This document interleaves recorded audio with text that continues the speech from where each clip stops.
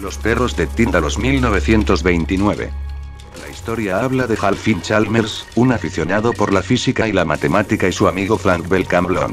Al principio el cuento empieza como Frank definía a su compañero Chalmers y qué era lo que estaba haciendo, y por qué lo había invitado a su casa. Resulta que estaba estudiando un libro de un famoso matemático, Einstein y John Dee. La mesa y el escritorio estaban repletos de folletos sobre hechicería y brujería medievales y magia negra. Chalmers sonrió con simpatía, y me tendió un cigarrillo ruso en una bandeja curiosamente tallada al ver que su amigo había llegado. Ni bien se reciben y se dan la bienvenida, se pusieron a hablar de ciencia y matemática. De la misma conversación sale un tema sobre qué droga tomarían para emular a cualquiera de los sabios orientales para entender unas teorías que los tenían intrigado y obsesionados, sobre todo Chalmers. Por ejemplo, la cuarta dimensión. Chalmers comienza a hablar que descubrió una nueva droga, que supuestamente la usaban los alquimistas chinos, le cuenta de que quiere vivir esa experiencia y que él le ayude a tomar nota ya que él no recordará nada de lo que sucedió cuando haya pasado el efecto. Camina hacia donde tenía la chimenea y agarra una caja donde tenía una droga llamada Liao, que fue utilizada por el filósofo chino Lao Tse, y bajo su influjo llegó a ver el Tao.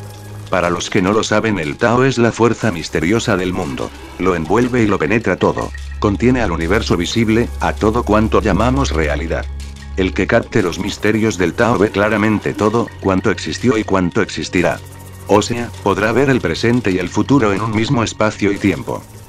Lo que quería Chalmers era que el huésped en su casa solo presenciara ese momento, tomar nota y si llegara a pasar algo, devolverlo a la realidad, ya sea golpeándolo o haciendo lo posible para despertarlo. Para resumir, quería hacer un experimento con él mismo. Frank se negó a hacerlo y negaba toda existencia del Tao y la cuarta dimensión. Aparte de eso, él ya conocía esa droga. Pero Chalmers insistió y le suplicó hasta que lo convenció. En ese momento Chalmers empezó a estudiar unos diagramas que tenía, mientras que Frank miraba el reloj que tenía en la chimenea. Por dentro una sensación de miedo que lo estaba sofocando. De repente el reloj se detiene y Chalmers tomó la droga. El reloj se ha detenido, murmuró Chalmers. Las fuerzas que lo controlan aprueban mi experimento. El tiempo se ha parado, y yo he tomado la droga. Pido a Dios que no extravíe mi camino. Todo empieza a oscurecer, volvió a murmurar. Escriba eso. Empieza a oscurecer, y los objetos familiares de la habitación están desapareciendo. Puedo distinguirlos vagamente a través de las pestañas, pero están desvaneciéndose rápidamente. Chalmers. Gritó Frank. Chalmers, ¿le despierto? No. Respondió Chalmers. Lo veo todo. Todos los billones de vidas que me precedieron en este planeta están ante mí en este momento. Veo hombres de todas las épocas, de todas las razas, de todos los colores. Luchan, se matan, construyen, bailan, cantan. Percibo la totalidad de la humana historia en un simple instante, la pasada y la presente. Con un simple esfuerzo, puedo ver más y más atrás. Ahora retrocedo a través de extraños ángulos y curvas. Los ángulos y las curvas se multiplican en torno mío. Percibo grandes segmentos de tiempo a través de las curvas. Hay un tiempo curvo y un tiempo angular. Los seres que existen en el tiempo angular no pueden entrar en el tiempo curvo. Es muy extraño. Después de un rato Frank se empieza a asustar y a preocupar por lo que le estaba comentando Chalmers de lo que veía. Más allá de la vida, su rostro se puso ceniciento de terror. Hay seres que no puedo distinguir. Se mueven con lentitud a través de los ángulos.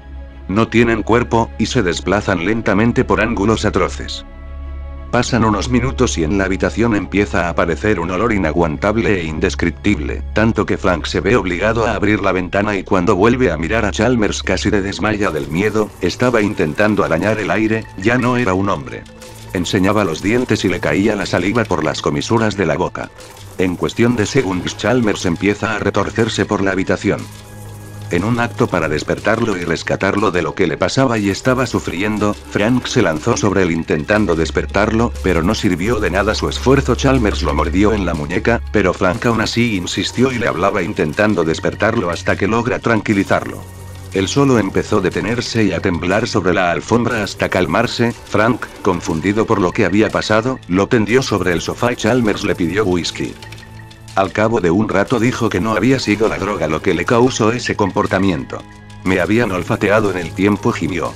He ido demasiado lejos. ¿Cómo eran? Preguntó Frank. Frank, en el principio se cometió una terrible e inenarrable acción. Antes del tiempo, aconteció esa acción, y a partir de ella, de golpe se levantó y empezaba a pasear histéricamente por la habitación. Las acciones de los muertos se desplazan a través de ángulos en las oscuras oquedades del tiempo. Están flacos y sedientos. Gritó. Son los perros de Tíndalos. Tienen sed de aquello que hay de limpio en nosotros, de aquello que dimana de las acciones sin mancha. Hay una parte de nosotros que no participa de la acción, y que ellos odian. Pero no imagine que son literalmente, prosaicamente malvados. Frank se cansó de las explicaciones que le estaba dando y decidió retirarse de la habitación y le dijo que le mandaría un médico. Mientras bajaba las escaleras lo escuchaba reírse tristemente, tanto que lo hacía llorar. A la mañana siguiente Chalmers lo llama a Frank pidiéndole unas cosas. En sí Frank ya se sentía incómodo con la situación de Chalmers, pero aún así decidió ir. En el camino fue a un almacén a comprar 20 libras de yeso de París. Cuando llegó a la casa de Charles, y entró en su habitación, se lo podía observar sentado y contra una pared vigilando el resto de las mismas. Cuando ve el yeso se acerca hacia Frank y se lo saca de los brazos con mucha rapidez. Ya entrando en ese clima, Frank se sentía incómodo y horrorizado a la vez, una sensación muy sofocante. Charles le pide una escalera y un cubo de agua. Tráigalo de inmediato. Exclamó. ¿Seguro te preguntarás para qué quería el yeso, Chalmers? La respuesta es simple y muy curiosa. Él decía que los perros solo podían llegar a ellos a través de ángulos, por lo tanto su idea era tapar todos los rincones y aberturas con yeso y que la casa se pareciera al interior de una esfera. Permaneceré en esta habitación hasta que vuelvan en el tiempo, afirmó. Cuando terminaron de colocar todo el yeso luego de 3 horas. Chalmers tenía pensado encerrarse en esa habitación y esperar a que regresen en el tiempo los mismos perros que lo atemorizaban. Cuando descubran que el olor les lleva a través de curvas, darán media vuelta. Regresarán hambrientos, gruñendo insatisfechos, a la impureza que existió en el principio antes del tiempo, más allá del espacio. Él tenía planeado solo esperar y vigilar. Frank se limitó a escucharlo, y decidió despedirse de Chalmers, y le volvió a insistir que le traería a un médico.